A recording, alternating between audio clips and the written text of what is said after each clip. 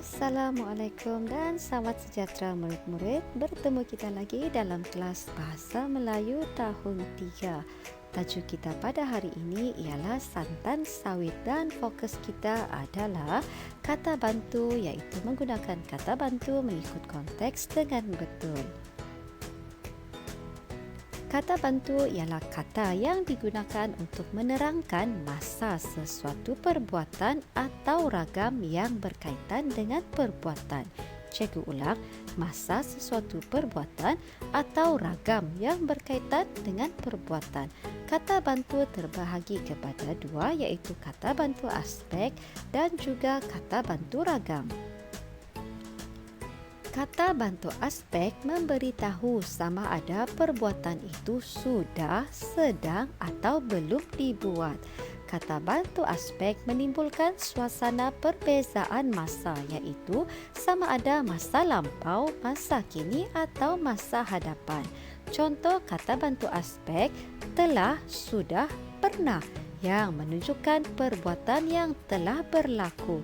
Contoh ayat, Kash Vinesh sudah membaca buku itu. Contoh kata bantu aspek yang seterusnya ialah sedang, masih atau tengah yang menunjukkan perbuatan yang sedang berlaku. Contoh ayat, Ate sedang menunggu Hairul di perhentian bas. Seterusnya ialah kata bantu aspek akan atau belum. Ia menunjukkan perbuatan yang akan berlaku. Contoh ayat, Cheris dan keluarganya akan bertolak ke Tambunan pada esok pagi.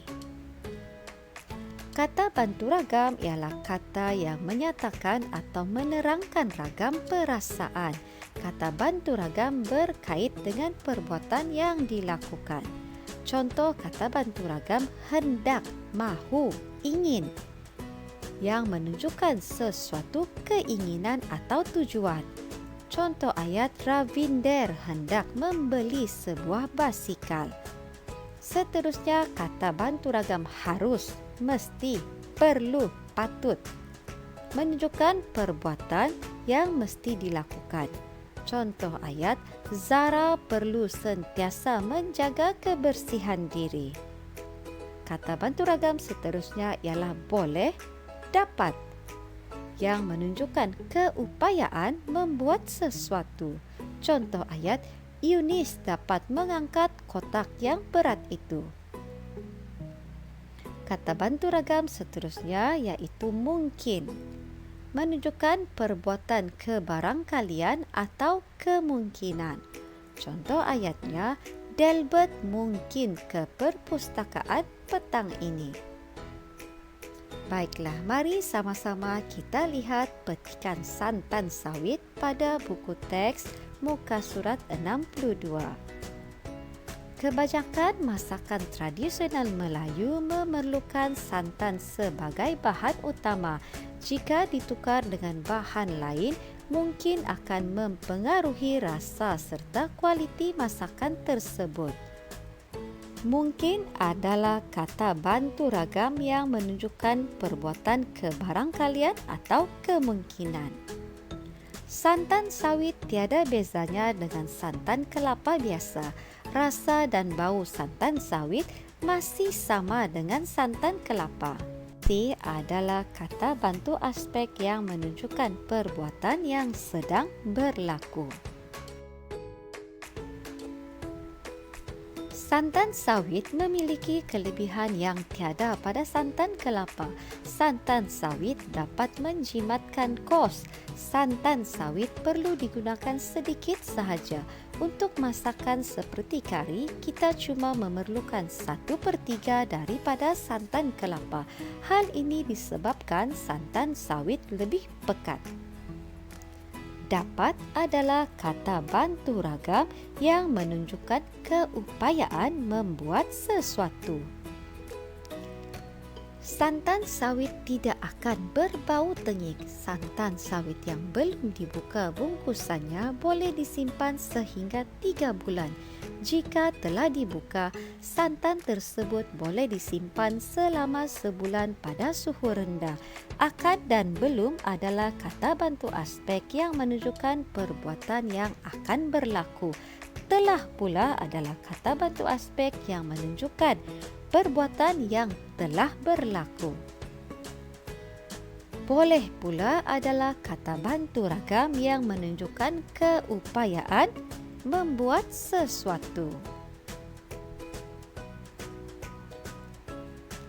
Makanan yang telah dimasak menggunakan santan sawit juga tidak mudah rosak. Hanya perlu disimpan di dalam peti sejuk dan dipanaskan. Telah adalah kata bantu aspek yang menunjukkan perbuatan yang telah berlaku. Santan sawit juga boleh menggantikan susu jika hendak memasak nasi minyak dan nasi biryani. Boleh dan hendak adalah kata bantu ragam. Boleh digunakan untuk menunjukkan keupayaan membuat sesuatu dan hendak pula digunakan untuk menunjukkan sesuatu keinginan atau tujuan. Petikan santan sawit ini menceritakan perihal kelebihan santan sawit. Santan sawit tiada bezanya dengan santan kelapa, namun mempunyai lebih banyak kelebihan, iaitu boleh menjimatkan kos kerana hanya perlu digunakan sedikit sahaja disebabkan oleh sifatnya yang lebih pekat. Yang kedua, ia boleh disimpan lama, dan yang ketiga, yang ketiga, makanan yang dimasak menggunakan santan sawit juga tidak mudah rosak. Kita teruskan aktiviti kita yang kedua, iaitu pada muka surat 68 buku aktiviti Bahasa Melayu Jilid 2. Lengkapkan petikan dengan kata bantu yang betul. Ini adalah senarai kata bantu aspek dan kata bantu ragam untuk memudahkan kita menjawab soalan tersebut. Sains dan teknologi telah membantu kita memajukan sektor pertanian dan penternakan. Telah merupakan kata bantu aspek yang menunjukkan perbuatan yang telah berlaku. Pada suatu masa dahulu, baja organik tempat kosong membantu para petani dan penternak menghasilkan tanaman yang bermutu. Pada suatu masa dahulu menunjukkan perbuatan atau masa lampau yang telah berlalu. Oleh itu, kata bantu yang sesuai ialah kata bantu aspek telah. Jentera yang tempat kosong digunakan kini, tempat kosong membantu para petani meningkatkan hasil tanaman. Digunakan kini menunjukkan pada masa ini ataupun masih berlaku. Oleh itu, kata bantu yang sesuai ialah kata bantu aspek sedang. Jentera yang sedang digunakan kini, tempat kosong membantu para petani. Ini adalah atau ini bersesuaian dengan keupayaan membuat sesuatu. Oleh itu, kata bantu yang sesuai ialah kata bantu ragam dapat. Penggunaan sains dan teknologi juga, tempat kosong menjimatkan tenaga dan masa. Berdasarkan pilihan jawapan yang diberikan, kata bantu yang sesuai ialah kata bantu aspek yang menunjukkan perbuatan yang akan berlaku, iaitu akan. Kita teruskan ya. Contohnya, jentera memproses padi, tempat kosong berjaya mengatasi masalah kekurangan beras. Berdasarkan pilihan jawapan yang diberikan, kata bantu aspek yang sesuai ialah pernah. Penggunaan sains dan teknologi juga akan menjimatkan tenaga dan masa.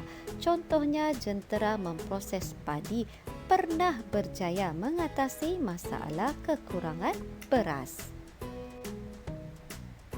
Para petani dan penternak tempat kosong menggunakan sains dan teknologi. Mereka akan merugi sekiranya mereka tidak menggunakan sains dan teknologi. Kata bantu yang sesuai ialah kata bantu yang menunjukkan perbuatan yang mesti dilakukan, iaitu patut. Baiklah murid-murid, sila lengkapkan latihan pada muka surat 68. Sampai di sini sahaja pembelajaran kita pada hari ini. Tahniah, terima kasih dan kita jumpa lagi. Bye.